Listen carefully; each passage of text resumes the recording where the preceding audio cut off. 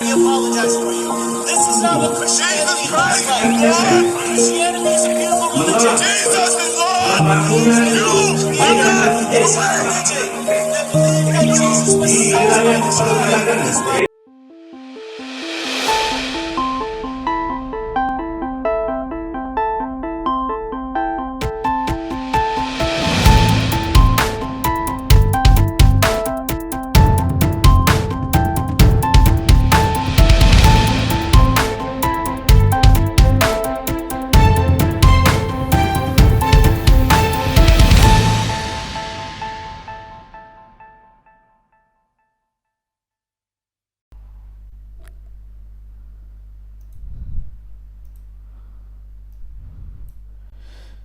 Shalom, salam damai sejahtera di dalam nama Tuhan Yesus Kristus untuk kita semua. Teman-teman gereja YouTube sekalian, kembali lagi dengan saya di sini, wartawan Injil. Kali ini kita akan membahas kembali mengenai pelarangan-pelarangan ibadah teman-teman sekalian yang terus berulang dan terulang terus terjadi di Indonesia ini. Ada satu cuplikan video di mana pernyataan sikap yang mereka buat gitu teman-teman sekalian untuk penolakan gereja, dan saya teringat dengan apa yang disampaikan oleh Ustadz Abu Janda atau Parmadi Arya atau sekalian bahwa penyegelan gereja, pelarangan ibadah, bahkan pembubaran ibadah kekristenan itu atau non-Islam itu sudah merupakan agenda tiap tahun, bahkan saudara tiap bulan gitu. Dan ada benarnya teman-teman sekalian dari statement Abu Janda ini. Teman-teman boleh perhatikan, tiap bulan pasti ada aja pembubaran. Itu karena viral. Kalau tidak viral ya setahun paling tidak ada 2-3 apa yang disampaikan oleh Abu Janda ini benar. Mari kita saksikan juga video soal penutupan gereja yang baru-baru ini terjadi, saudara-saudara.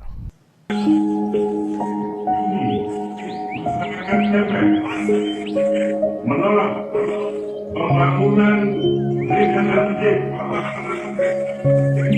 di wilayah perbatasan Sumberjadi dengan dan begitu demikian pernyataan kami 29 2023. Oke, teman-teman sekalian, itulah yang kita sudah lihat bersama ya. Jadi kita sebenarnya dijamin oleh konstitusi dan juga undang-undang. Dan kalau kita kembali kepada ideologi negara tentang Pancasila, teman-teman sekalian, kalau kita melihat dari sila pertama hingga sampai sila kelima, itu sudah seharusnya kita dilindungi sebagai kaum minoritas yang beragama dan bertuhan. Tetapi teman-teman sekalian, orang-orang seperti ini ada pembiaran. Dan ini akan terus terjadi. Kenapa? Karena tidak ada tindakan hukum yang tegas bagi mereka. Contoh saja, Pak RT ya,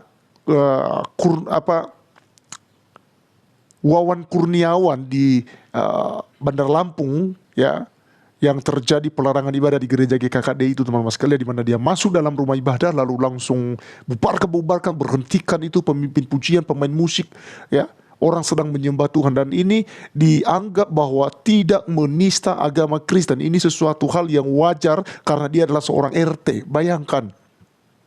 Dan akhirnya teman-teman sekalian ya, dia tidak ditahan lagi ya. Jadi hukum yang diberlakukan untuk mereka yang mayoritas itu benar-benar di luar dugaan, teman-teman sekalian. Berbeda ketika yang dihakimi, yang diadili adalah minoritas seperti para pendeta, ya, orang-orang Kristen. Itu sudah pasti, teman-teman sekalian, dengan cepat itu ya dijatuhkan hukuman tuntutan 10 tahun gitu ya. Mereka demo berjilid-jilid gitu. Nah, teman-teman, juga kita melihat dalam pembuatan sebuah izin gereja, pembangunan gereja itu ya, teman-teman kita lihat bahwa di situ harus ada tanda tangan warga sekitar 60 gitu ya, sekitar 60 warga yang tanda tangan. Dan kedua, itu juga jemaat dalam pendirian gereja tersebut sudah harus sekitar 90 jiwa, barulah mereka bisa buat sebuah gedung gereja. Dan teman-teman sekalian, ini tidak gampang. Untuk mencari jiwa yang 90 itu mudah, tetapi mendapatkan tanda tangan dari warga sekitar sebanyak 60 inilah yang setengah mati. Apalagi teman-teman sekalian, mereka punya doktrin ya, bahwa mereka tidak boleh mendukung pembangunan gereja ya, mereka tidak boleh memberikan izin gitu ya, ikut serta di dalamnya, apalagi menyumbangkan gitu ya, nanti mereka dapat dosa yang terus menerus mengalir gitu ya, tidak akan putus-putusnya dosa orang yang memberikan izin itu ya. Dan apa yang disampaikan oleh Pak Abu Janda teman-teman sekalian, bahwa itu bukan barang baru, tapi itu adalah barang lama ya, lagu lama soal pelarangan-pelarangan ibadah ini. Jadi kita hanya berharap bahwa ada ketegasan hukum dari pemerintah ya. Janganlah kami dianaktirikan ya. Berilah kebebasan bagi kami ya. Memang orang Kristen teman-teman sekalian tidak bisa berbuat banyak hal, karena kita tetap diajarkan untuk mengampuni, mengasihi. Itu sebabnya sekalipun kita dijolimi, sekalipun kita dihakimi, ditindas, dianiaya, orang Kristen tidak akan demo, tidak akan membuat kerusakan-kerusakan teman-teman sekalian. Ya. Jadi kita berharap bahwa ada keadilan yang diberlakukan kepada kita di negeri ini. Jadi teman-teman sekalian, di akhir video ini saya tidak komentar terlalu panjang. Saya langsung saja mengajak kita untuk menyimak kembali apa yang disampaikan oleh Abu Janda berikut ini. Masyarakat Indonesia toleransinya sangat tinggi. Tidak ada masalah, menjunjung tinggi toleransi. Kita beralih dulu Bang ke Abu Janda Bang. Saya izin ya, saya udah siapin data nih biar nggak ngalor ngidul nih Bang. Penolakan ibadah GKPS di Purwakarta 2 April 2023, penutupan patung Bunda Maria atas desakan Ormas 23 Maret 2023, penolakan ibadah di Tarakan Kalimantan 28 Februari 2023, pembubaran ibadah GKKD Lampung 19 Februari 2023, pembubaran ibadah Natal Cilebut Bogor 25 Desember 2022, penolakan gereja di Cilegon Banten 7 September 2022, pembubaran ibadah Natal di Pulau Bawang Lampung 25 Desember 2021, penolakan gereja di Kelapa II Bekasi 1 Desember 2021, pembubaran ibadah HKBP Cikarang 17 Desember 2020, pembubaran ibadah keluarga di rumah di Cikarang 19 April 2020. Saya bisa paparkan data setiap tahun minimal ada 2-3 penolakan rumah ibadah dan pembubaran ibadah yang viral. Itu yang viral. Ya. Yang nggak viral bisa 10 kasus Mas. Jangan pakai alasan izin. Maaf nih, saya ada datanya, ratusan musola langgar masjid di Depok nggak ada IMB-nya. Puluhan ribu musola langgar masjid di Jawa Barat dibangun tanpa IMB. Itu di Jawa Barat Bang. Gimana di seluruh Indonesia? Mungkin ratusan ribu, jutaan masjid di Indonesia tidak punya IMB. Ini data tahun 2019. Ya, faktanya memang non Muslim aja yang sulit urus izin. Jadi kenapa non Muslim saja yang sulit urus izin? Sebenarnya kita umat Islam tidak pernah kita terbentur dengan kesulitan izin dalam membangun masjid. Yang kedua, epos lironya mana? Kalau kata wong Jawa ini tenggang rasa gitu ya. Orang lagi ibadah, orang Kristen ibadah itu kayak orang kita umat Muslim lagi sholat jamaah lah gitu. Sekarang balikin ke diri kita. Kalau kita lagi sholat jamaah ada yang datang, tiba-tiba bubar. Udah ada izin belum nih? Kira-kira perasaan kita gimana Bang?